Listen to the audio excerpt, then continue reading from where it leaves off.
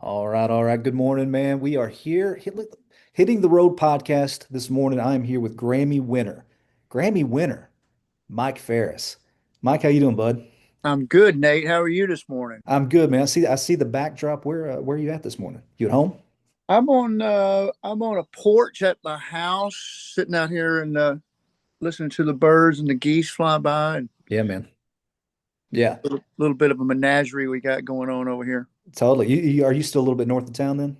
Yeah, Yeah, totally, man. Totally. yeah. Well, man, it's good to see you. I think I told you before we popped on, man. You look great. You're like me, man. You're getting a little bit of that silver going on, a little bit of that wisdom happening. But Oh yeah, but that's what it is, man. It's that wisdom. that's Um, it, man. and we'll talk about that wisdom here in a little bit, man. But yeah, I just so I know I mentioned before we popped on, I was going to remind you of something. So there was one time, man, so for those that maybe, listen or getting to know Mike for the first time. So I actually worked as an agent for Mike some years ago. And so there was a situation where I had a buyer that was like, man, I need to have Mike Farris. I need the whole shebang. I need the big, the horns. I need it all. And they wanted you to come out, to Telluride. And so I'm like, man, totally, we're gonna get, we'll get him out there. Guy sends a contract, we get it, we get going. And he says, I'm going to send a plane for Mike. And Mike's like, man, dude, so he's sending a plane for Mike. We get a couple weeks out, man, and you call me and you're like, Nate, have you seen the airstrip that they want to put me on? You said this thing is a postage stamp. And you're like, man, it's on the side of a mountain. And I was like, It's oh, one of man. one of the 10 most dangerous landing airports in the world. And Right. dude, I remember you called me and you were like, Nate, have you ever seen La Bamba? You were like, did you ever see like Richie Valens and how it ended for him? And man, I Sixty felt, percent abort rate on that landing on is it that really? sixty Oh my percent gosh. abort rate. Yeah. And man, and I can remember, and all the times, you and I had dialogue, man, I could never, there was never fear in your voice like I heard fear that day. And I want to say, man, like, true pro, man, I think you went out, you played the gig and everything. And I know, man, dude, listen, as an agent, you never want to put an artist in a bad spot. And man, when I think of you sometimes, I was like, man, with that one, did I put Mike in a bad spot? But dude, you were a pro, man, and I just want to tell you, I appreciate it, brother. Well, you know what happened. You know the rest of that story is that No. we flew into Denver International, and then went over to an FBO, vanned over to an FBO, and got on the private plane, and then because from Denver to Telluride's about 7 hours through the mountains in a tour bus. It's not recommended. Yeah. It's and if you can, so these guys offered to pick us up in a plane. So we get there, and we're having a beautiful flight, and then we turn into the canyon that takes you into the airport, and the plane suddenly there was a massive front that had stalled on the other side of the Telluride and was moving across the airport, heading right toward us. And so the guy was like, man, hold on, this might get wild. And it did.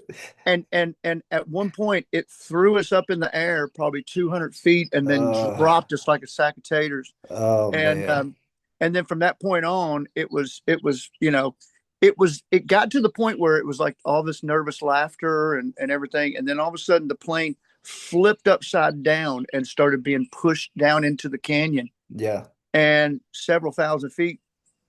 And um um and once it righted itself, and you can actually, when you talk to people who have been in situations in aircraft and flights, there's a point where everything goes silent, Mm.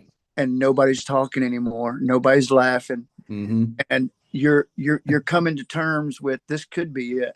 And it was a very, very chilling thing, man. Man. And then and finally we he tried to put it down one last time, and then he turned tail on it, and we went to Montrose. But the next year we went back and played another festival the following year, and the guy goes, and I don't know if that was you or not. Yeah, I think it was somebody in Jeff's office. And I said, look, I'm not flying in a Telluride. Make them fly me into Montrose or somewhere else. Yep. And Yep. and yeah, yeah. And but Man, that's a whole other crazy story that happened then. But yeah, yeah. well, Telluride. did you ever see the movie Almost Famous with Jason Lee and all those you Yeah. know that plane's tanking, it's going down, and they just start confessing things to each other. Um, The biggest thing for me in it was my son was on the plane, oh man. and that was a thing that was, you know, that moment when you come to terms with what's happening and everybody got really quiet. Yeah. I I was I was just devastated. The only thing I could think about was him. I Oh man. like I didn't even matter. It was like I, Sure. it's all about him. And so that was the tough thing for that day. And my son, he gets anxiety now Oh flying man. sometimes, and he's flown all over the world with Sure. me, and now he's grown, and now he just jumps on and flies to Romania on a whim, and wherever. Yeah, So, love that. Well, um, Mike, all these years later, bud, if you could forgive me, man, I would, because when I think about, I was like, man, oof. So, man, your forgiveness would mean a lot with that. But man, so I know I mentioned to you, like, one thing that I want to do is I want to go back. I want to kind of go back to the beginning because, before you were a Grammy winner, man, it wasn't always as glamorous, right? So, Winchester, Tennessee. Take me to Winchester, Tennessee. Take me to the roots of where you come from. Because I mean, growing up, I mean, was it easy? Was it challenging? Was it just kind of like every other kid? I mean, what did home look like? What did family look like? All that stuff. well, I mean, I grew up in a beautiful part of the world. My hometown, my home county, Franklin County, Tennessee, which is not to be confused with Franklin, Tennessee, Mm, but but it's a beautiful place. And we grew up. We didn't have much. My mom was 15 when she had my oldest brother, and had ended up having. She had five boys, and you know, the gist of it is, you know, we grew up in a pretty crazy household. Uh, I mean, there was a lot of the times it was so crazy that it's like, man, somebody could die in this house at any day. man. That kind of crazy Yeah. wildness. And a lot of it had to do with my mom's uh, childhood trauma that we're just kind of dealing with now.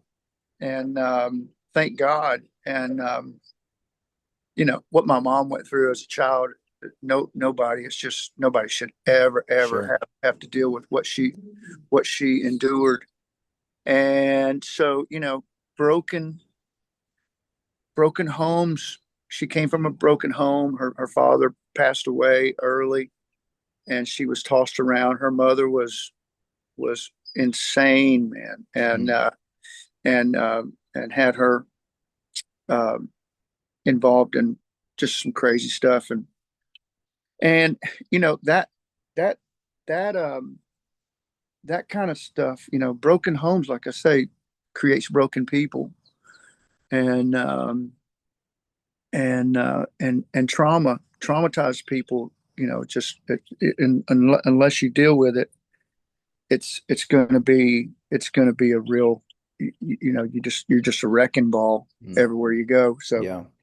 and that's the way it was growing up. So it was really tough, you know, um, in a lot of ways. Yeah. So, and which Well, affected me, and all of us really. sure. And so at what point, like at what age do you feel like maybe that started to kind of come out sideways with you a little bit? Well, it's interesting because when I was when I was 12, we moved to town, and my mom and dad divorced, and my big brother kind of became my surrogate dad, stepping in and filling the gap, and and you know, I I was real athletic, but I never had any opportunity to be in athletics at all, baseball, football, or anything, basketball. And so we moved to town, and my brother started taking me to tryouts and stuff, and I got into football and all the sports I could, and was really good at all of it, and that became my escape, Mm. my obsession, and I didn't realize it until many many years later that was, I was using that to help almost kind of self medicate, because it gave me something to focus on, and I was obsessive compulsive anyway, and so that became my thing, and then I had an injury in high school. It took me out of football, which was, like I said, my obsession, and so after that, I went out the following spring for baseball to work out, and couldn't even throw a ball into second base from center field. So it was over. And then after that, that's when everything started falling apart for me, because that was my outlet, and it was gone now. So it wasn't long after that um, drugs came into my life, and I was often and into a full descent for many many years. So Well, and man, and I appreciate you. You've always been pretty vulnerable, certainly. It's a big part of who you are and what you do, your story. The other day, the other day, my nephew, he's 12. We were in a car and we were driving. We were going to go to the lake for the weekend, and so we were still in the city.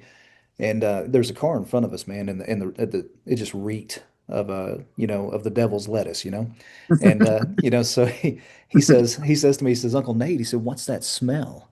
And I said, that, my friend, is the smell of marijuana. And he goes, well, I don't like Moana. That's what he said. He called it Moana. He said, I don't like Moana. And, he said, Uncle Nate, how do you know what Moana is? And I said, well, man, I said, Pearl Jam 1995. I said, you smelled it pretty thick. I said, and it was all around me. But all that to say, man, like, I know that, like, for some people, man, it starts somewhere, right? I mean, for you, was it something that, like, man, you were hanging out with friends, you were hanging, or I say friends, I mean, hanging out with people, or it was just something that you were like, man, um, it was something I was just kind of isolated, like what was kind of, that season of your life where you're just kind of running with the devil, running with wrong people, like what did that look like for you? I wouldn't say I was running with the wrong people. Misery loves company is Sure. is the bottom line, and so you know, again, it didn't it this didn't click until years later, that all the guys that I had surrounded myself with, found myself connected to at that point in my life. I look back on it and I was like, oh my God, we were all we were all of us came from broken homes. We were all broken. We were all shattered. You know, none of us had dads. And that was, I was like, oh my God, man, that we were lucky we found each other. We were able to we understood each other. We understood what the others were going through, without ever bringing it up. I guess I don't. We never. You know, you're really oblivious to it, kind of. All we knew was we had these things that we could do, and these things that drugs that we could take, and it kind of helped to ease the pain. So that was the thing. Sure. None of the people that I was hanging with, none of them were bad people.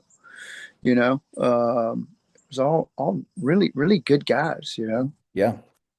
Well, so you talked about that, how you kind of leaned into like sports was kind of that addiction, and then you've been, like I said, very vulnerable about your past, with drug abuse and that kind of thing. But at what age did music kind of start to become that obsession for you? And at what point did you say, you know what, man, I may have some talent here, I may have some God-given ability here, and I'm going to lean into that. Like what did that kind of look like?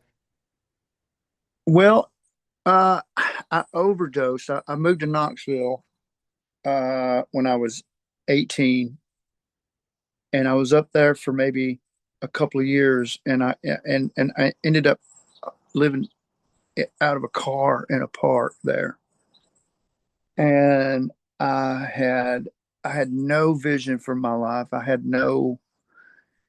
I really I never had anybody to help um, create a vision for anything outside of my little world that I lived in. The biggest thing that was instilled in me was that you got to graduate high school, and that was it. After that, there was nothing else. Sure. So everybody else seemed to have a little bit more of a long term look on things, and around me, guys were people were going to college and going to vocational school or whatever, and I had just no idea what I was supposed to be doing. So when I found myself in that park, living in that car, I had overdosed and almost died. And but by the grace of God, some people found me, and I went on this journey where I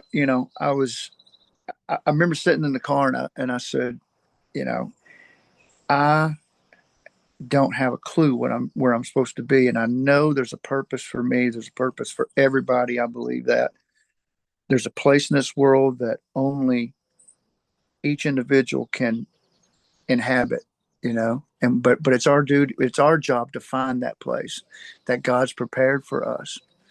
And but I wasn't raised religious. I wasn't raised in a church really, but I always had this innate connection to this greater power. And so I decided I was going to pray to this God and pretend that he was real, and and you know because that was the only hope I had, that if there's a God, he surely has a plan for me.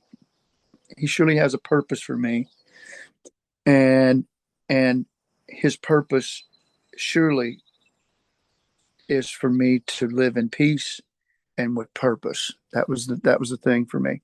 And so I prayed this mantra with every breath of my being. I so desperately wanted it to know what my purpose was.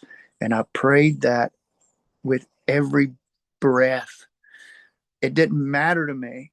I had no notion of music, no notion of, I had no preconceived notions of what my life would should look like, which was good in a lot of ways because people, it's hard enough for people to say thy will be done and surrender everything.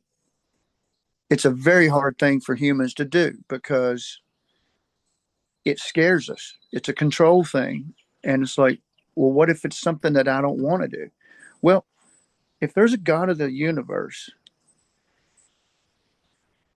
a loving God of the universe, he wants the best for you. He wants to bring you joy and through this purpose.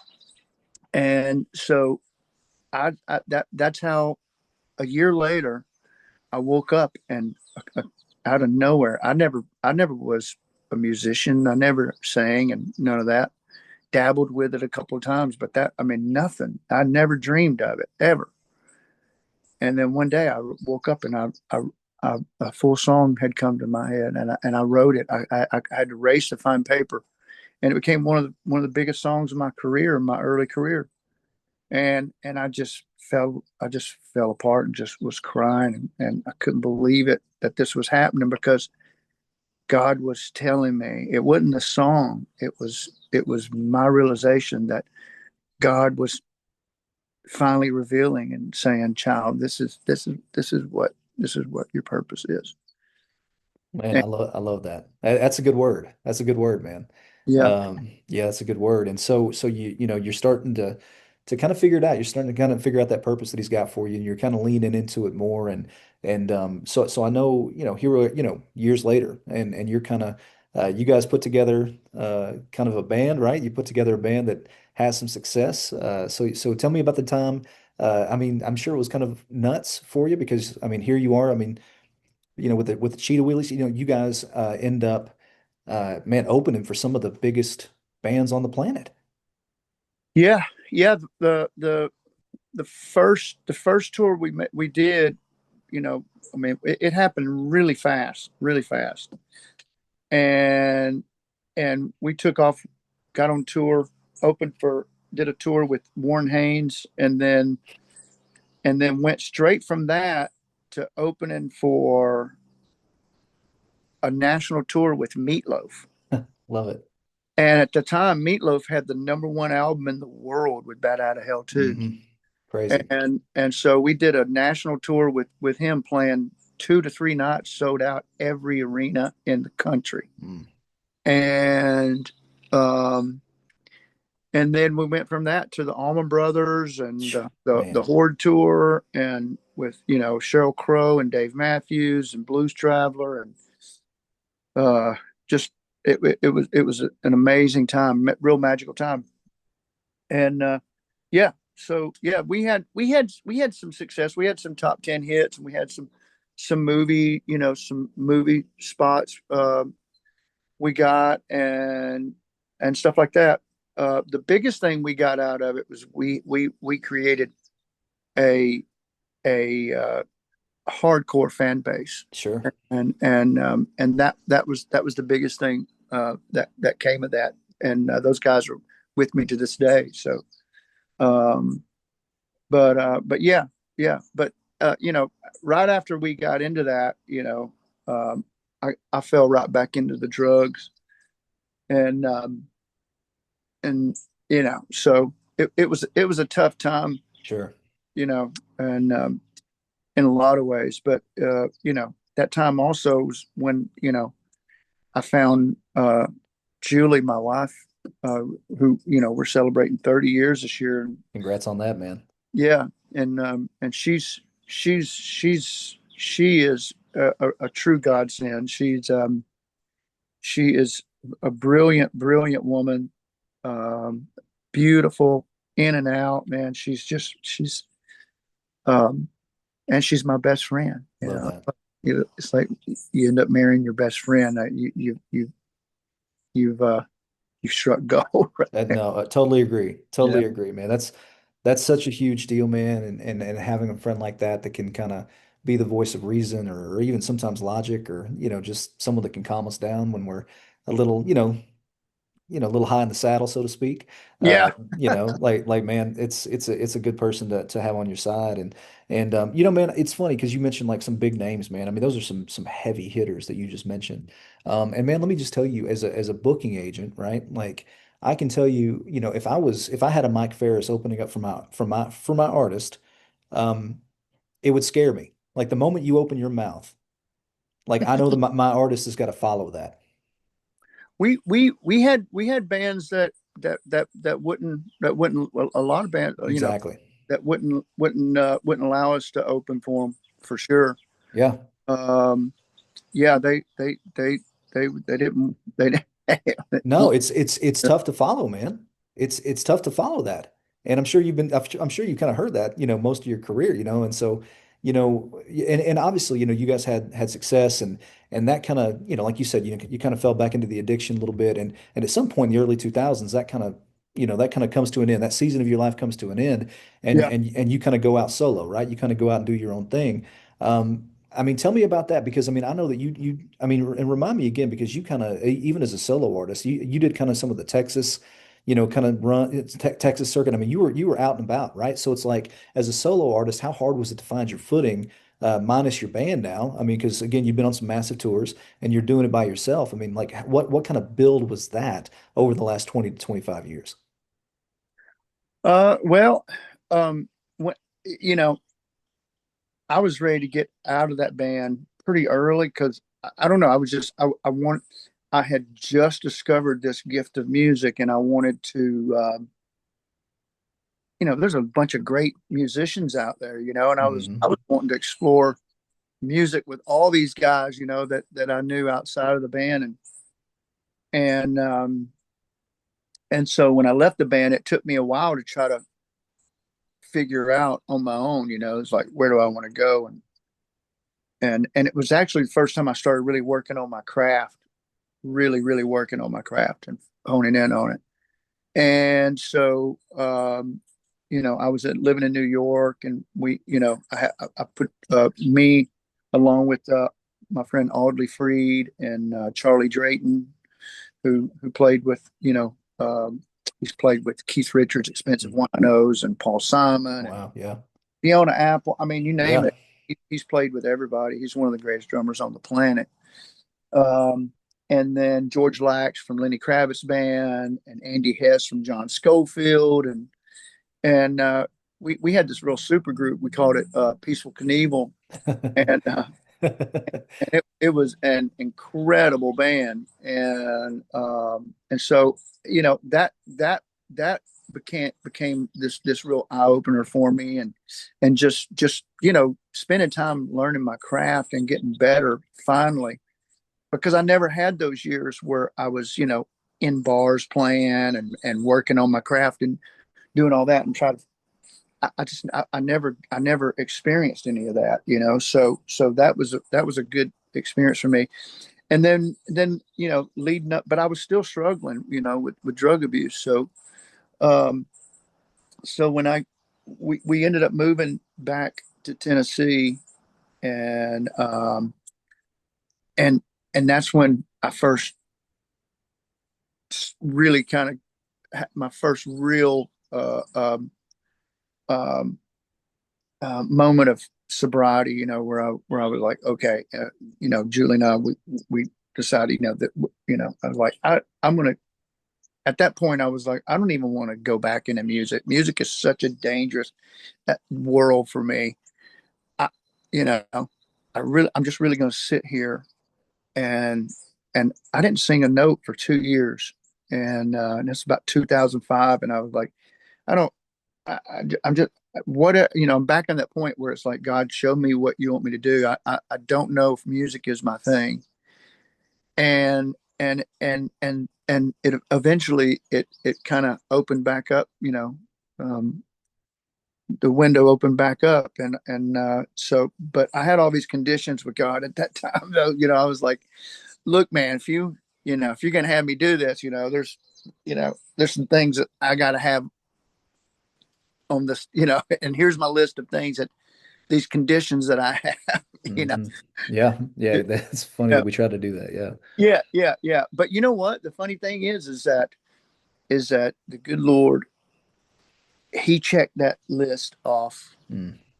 everything on it, and then some, man. Yeah. Uh, and and yeah, so I recorded a record called Salvation and Lights, and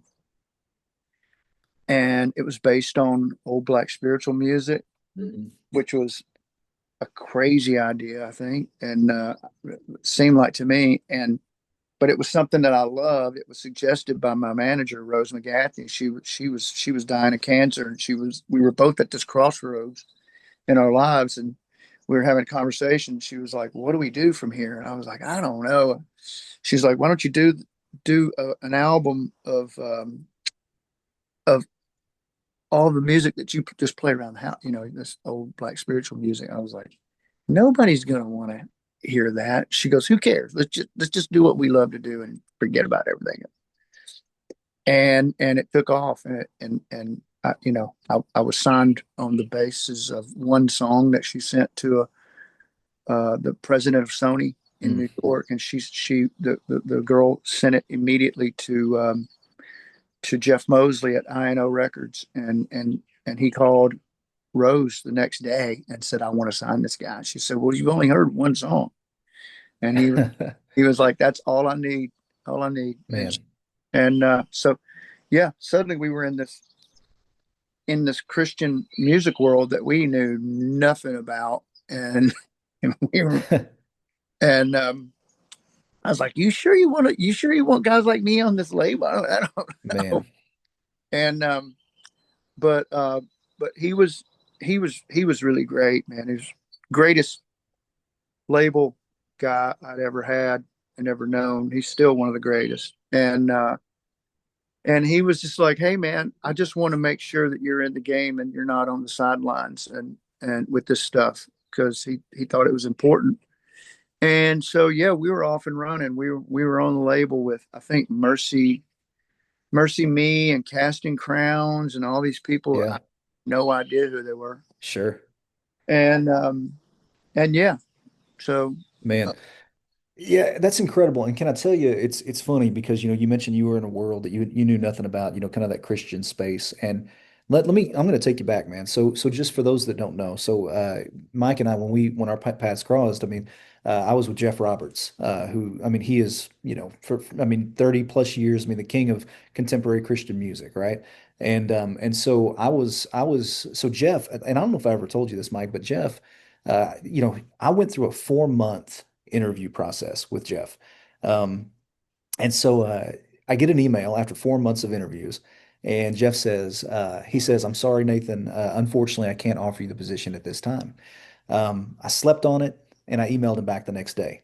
And I said, Jeff, I appreciate the opportunity that I could interview for such an ambitious position. And then I told him, I said, respectfully, I think that you lost out today. Uh, about 15 minutes later, my phone rang, and Jeff called me and he said, "Who do you think you are? Nobody talks to me this way," and that kind of thing. And Jeff's amazing, by the way. I may have just caught him after a bad burrito or something, but he was just like, hey, he just told me, he's like, nobody is that direct with me. And then he said, "Can you start on Monday?" And I said, "Yes, sir, I can." So I go down there. He says, "These are the artists that we're working, with." And man, so you had not won the Grammy yet. You had just come out with Shine, you just come out with that record, essentially. And man, I remember after plugging in and listening, as a new agent, I remember thinking, this is my guy. Like, this is my guy. And man, so Jeff's office didn't open till, 9 a.m. I was getting there at 6:30, 7 in the morning. And your music, man, I was sending out old school style. I mean, I'm sending out, CDs to festivals all over the country and mhm. all this kind of stuff, man, because, I was like I said, I'd found my pony, man, and I felt like you were my guy. And and so and Jeff, it was so funny, man, because I was commission only at the time. Um, and after a couple months of that, he said, "Man, I can't afford like, me just paying you straight commission, I can't afford you." He's like, "I got to put you on salary." But all that to say, man, like a lot of my work ethic and all that kind of stuff was directed towards you. And because I mean I saw the talent, man, and I saw the ability. And the funny thing is that, and we would have meetings sometimes. I'm just going to let them know how the sausage is made a little bit. But we're in those meetings, these contemporary Christian music meetings, and Mike Farris is different. He's different than the other Christian artists. Yeah. And the reason for that, I think, and I mean this sincerely, is I think you were in the grit, you were in the grime, and it was there was, and I mean this as a compliment. There wasn't the polish that maybe some of the other people that had radio play or whatever it was. Like yours just came from a place of, and again, this is no disrespect to anybody else, that makes contemporary Christian music or whatever it was, but yours just lacked that. Like yours came from a very genuine and authentic, place. And so you're in a world, like you said, you're in a world that you're just like, how did I get here? And we had conversations in that room sometimes about like we'd put you at a festival that, it's not a Christian music festival, but we were like, man, this is exactly where Mike Farris needs to be. He needs to be around the people, man, that they don't have hope. They don't know any kind of good news, that they don't know what to look forward to. This is exactly where Mike needs to be. Yeah, I mean that was the Christian world is a very peculiar world. It is. It's um it's like when we got going, we had a song that we thought should be on the radio on Salvation and Lights, and I remember us reaching out to Jeff Mosley at INO and going, "Why is this song not being played?" And he said, "Well, the issue is that Christian radio doesn't play songs that have horns. Okay. And I said, has anybody read the Bible lately? Yeah. You know how many horns were blown? Riddled with riddled with horns. Yeah. Riddled. It's peppered with horns all over the place. And there was actually an article that came out. I forget this girl's name, but she's one of the, if not the biggest, music critic and writer in the Christian world. I forget her name. She was always a huge supporter of mine. But we were getting this huge critical success, and the Christian world wasn't paying that much attention. And she did an article in, I forget what the Christian magazine, CCM magazine, Sure. CCM. Yeah. and and she had an article that actually said what to do with Mike Farris. And Okay.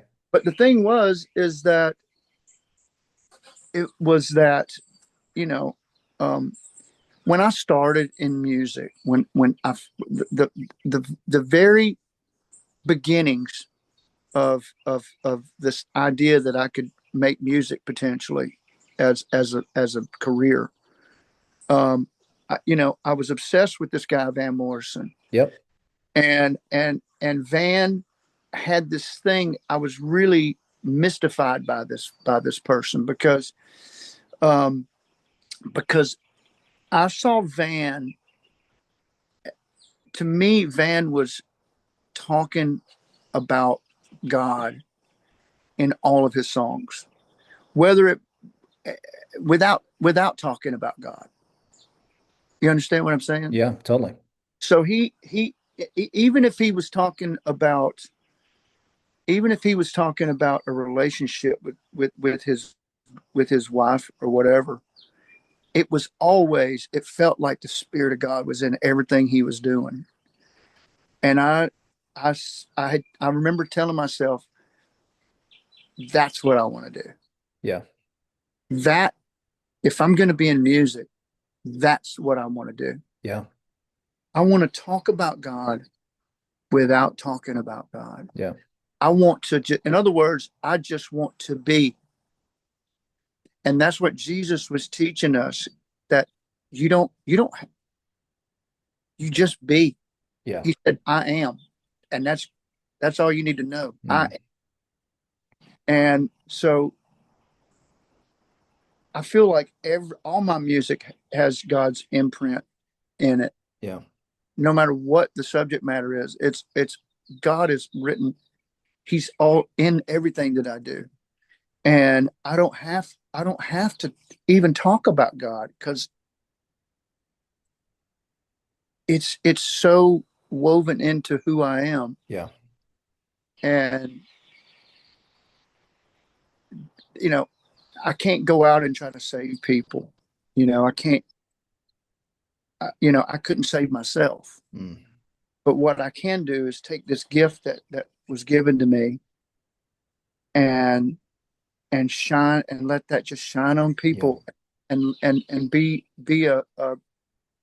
a little bit of a bastion of hope to people. Sure. Let people know that you're not alone Yeah. in your struggles. Yeah. And it's okay to go into the valley. We're built for the valley. Be courageous. We're more than conquerors. We are built for the valley. Yeah. Yeah. I Valley, agree. where all the beautiful things blossom out of the valley. And so that's where I am. I am out here with the people. People come to see me who would never ever dream of. They would never step foot in a church. Sure. Totally. You know, all walks of life come see me. Um, and political affiliations, everything, every everybody, man. They come to see what we do. Hmm. Man, I wouldn't want to be anywhere else. Yeah, man. Really, I really wouldn't. It's such a blessing to be. It's not easy to do what I do, No. because I don't really have a I'm devoid of, there's no labels for me for what, Mm, no genre for what I do. Um, and I think that's good and bad. It makes it a lot more difficult, as you know, um, to without a brand, to yeah, go and do what I do. sure. Um, but I wouldn't want to be anywhere else. No, man. No, that's a beautiful thing, man. And and real quick before we kind of just like, kind of turn a page real quick. So if anybody listening, if you're on YouTube at some point, Mike does a cover of Into the Mystic by Van Morrison that's pretty killer. So yeah, man, pretty sweet, dude. So okay, so let me do this. So you're here we are. I think it's 2015. You are now up for a prestigious award. And man, you beat some people that for years have probably kind of scooped up those awards, right? But you man, and I remember there's some buzz going around the office that Mike Farris is up for a Grammy, and man, and it's one of those things where people say, oh, it's listen, it's just great to be nominated, right? It's just great to be nominated, and man. You got it. You took it home, and I remember, a little while after that, I'm not going to steal your buzz here. I want you to talk about it, but it's like, I remember you brought that Grammy award to the office, and I remember, man, you kind of shared it with us as an office. And man, I never, I mean, that thing weighed, you would have thought it was Thor's hammer. That thing was just a beast, man. But let me ask you this, man. I mean, kind of describe that time and then tell me, I mean, it's like, when you've got somebody that wins a Super Bowl, they're a Super Bowl winner forever. And this for you, man, you've got the hardware. How does that change your life moving forward? The last 10 years almost. How does that change your life? Or Well, has it? well, the thing about the Grammys is, there was a time, probably, I would say 20 years ago, where a Grammy would really, really change your life, like really, really change, um, um, your fan base. I mean, it would, it would blow you up. You know what I mean? I mean, one good example, the best example is, Bonnie Raitt, who for Mm. years and years, was a touring musician and well respected inside the music community. But her Grammys uh, that one record she had in the late '80s or '90s, it blew her completely up. So, but that really kind of doesn't work that way anymore. But at the same time, a Grammy, you know, when you put that on the front of your name, it there's, respect.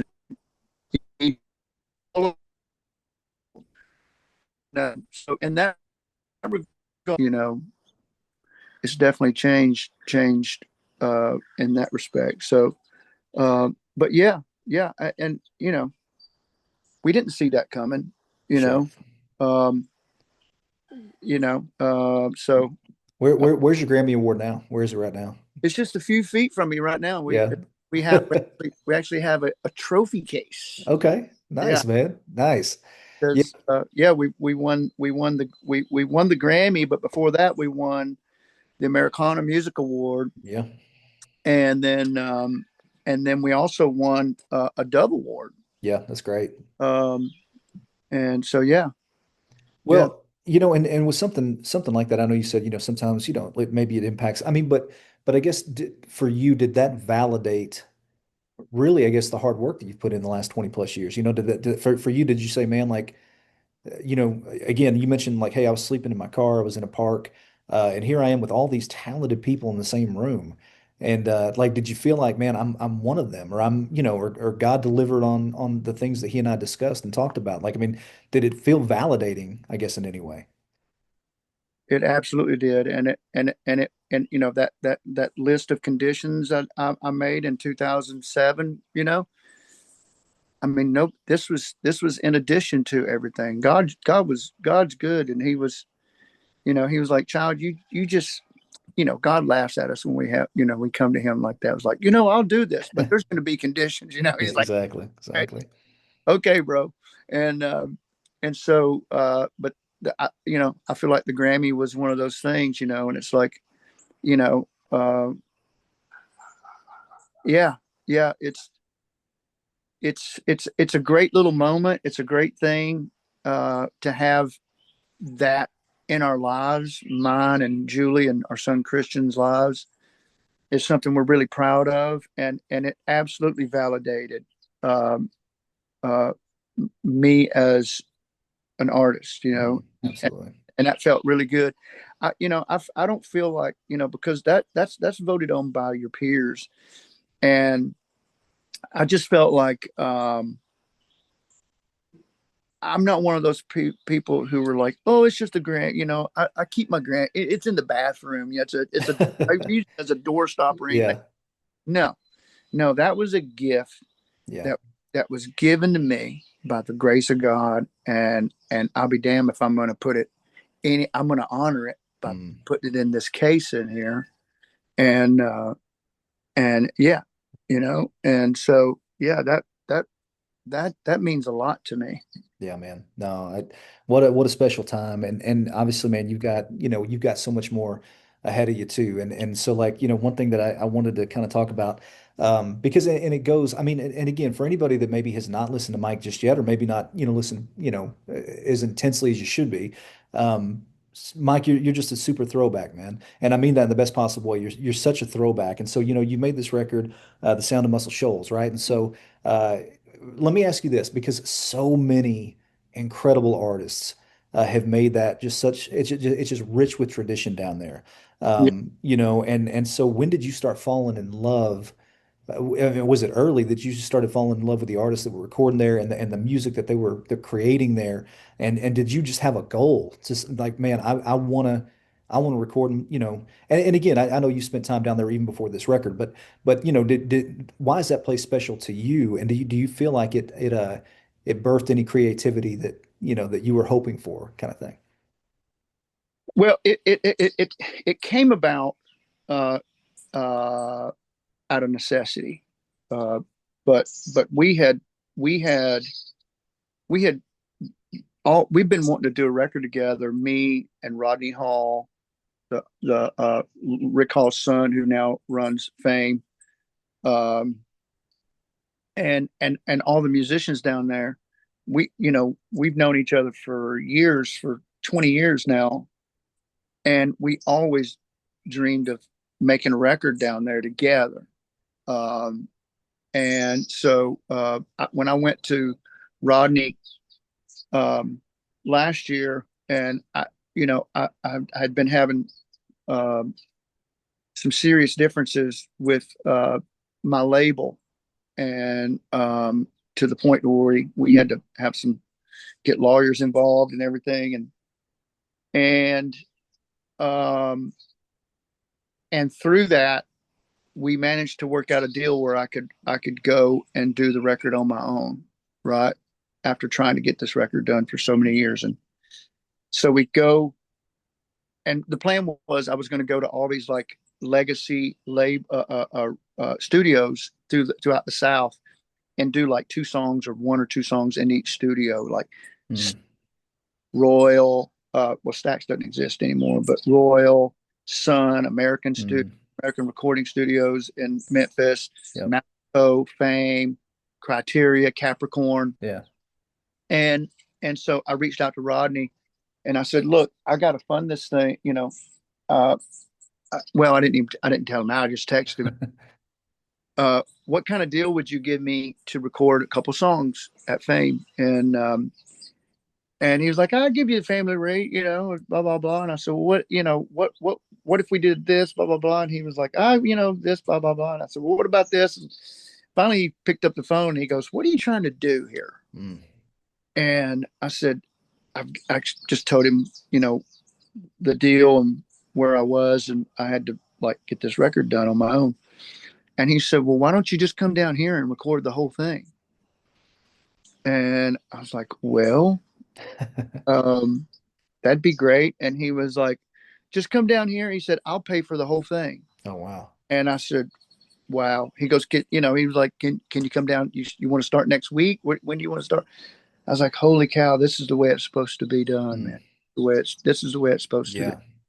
And so we went down and recorded this record. It ended up being the greatest uh, recording experience that I've ever had in my whole career. We had a great time. The guys, they understood exactly the nature of these songs and the vibe of them.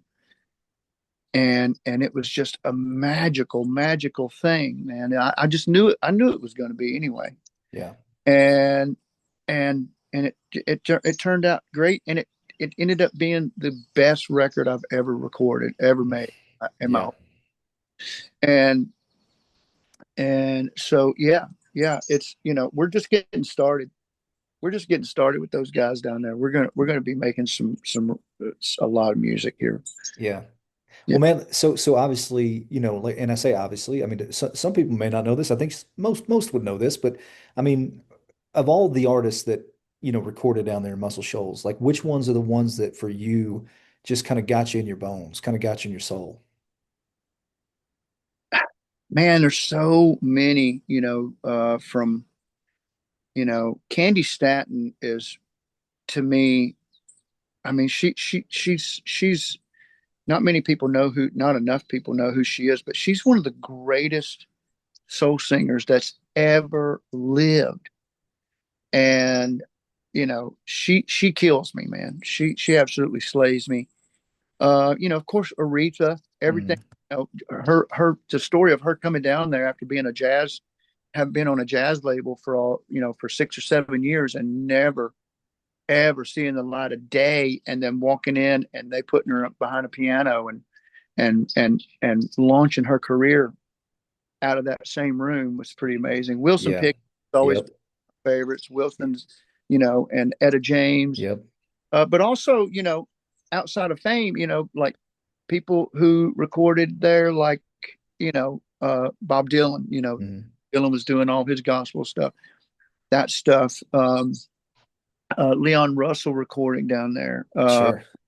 and Paul Simon. One of my favorite songs as a kid was "Love Me Like a Rock," Yeah. and so there's so much. Even the Leonard Skinner stuff when I was a kid. I mean, that it's there's just so much music out of there. Sure.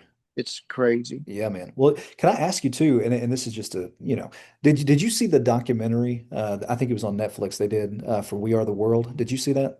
Yeah, You mentioned Bob Dylan, man, and he's obviously iconic, man. But they showed this little kind of snippet there where you could see that he didn't feel like he was nailing his part, and he's in there with all these great vocalists and all this kind of stuff. And I think they said he sat with Ray Charles, and Ray was like, "Hey, man, what if we do this and we try this and all this kind of stuff?" And like, and you wouldn't think that a guy like that would maybe feel, I don't want to say insecure, but a little bit like, "Hey, I'm just not sure about this or whatever." Like, has there ever been a time, man, where you felt like, man, I'm either in the wrong room, you know what I'm saying? Like, are you just like, no, man, I'm gonna peel the paint off the walls here, and you guys are gonna be here for it. I mean, like, have you ever felt insecure, or you just feel like, no, man, I'm pretty confident in what I do. I've always felt like I'm pretty confident in what I do. But I mean, there's been some, like I'm thinking about this one thing I did years ago. It was a Christmas um, special, and it was filmed somewhere down. It's like a 2 hour drive, maybe down in Alabama or somewhere. I can't remember. And it was filmed in this woman's house, and it was, you're in there, and it was like, and it was all these like, it was some of these like Southern gospel people, and not to knock Southern gospel or anything else, but it's not my thing. Yeah, And and I don't know what I'm going in here going, what am I doing here? I do not belong here. yeah, yeah, And that was a weird thing. I didn't feel insecure about it. I've never really felt kind of like I was like didn't belong. I don't. sure. I mean, Yeah. Well, Um, I mean, because like I know you've done stuff with like in the studio, like I mean, and forgive me if I'm wrong here, but like you've kind of sat in with like Gloria Gaynor and you know what I'm saying, like iconic stuff like that. I mean, so to I mean, dude, to be able to more than hold your own with some of these people that you have kind of brushed elbows with, man, is impressive, man. And what a God-given talent, man, that God has just blessed you with. And so real quick, man, I appreciate you jumping on. I wanted to before we just kind of hop off, man. I know that you're touring your new record. The podcast, man, is hitting the road.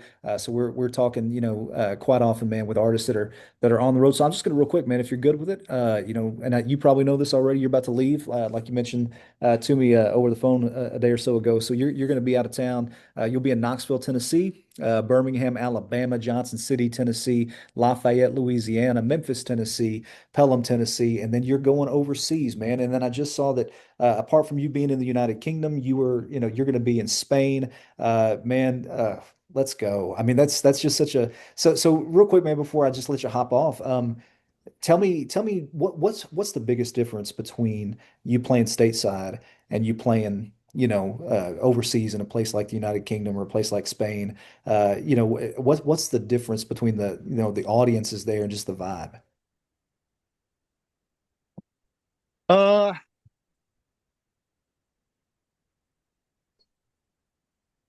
I, well, Spain, Spaniards are some of the greatest music fans in the world. I mean, they've been ardent supporters of mine for over 20 years now. I've been going down there for many years, and it's my favorite place outside of the beautiful what I call the sacred South here. Yeah, Um, it's the most incredible place on the planet.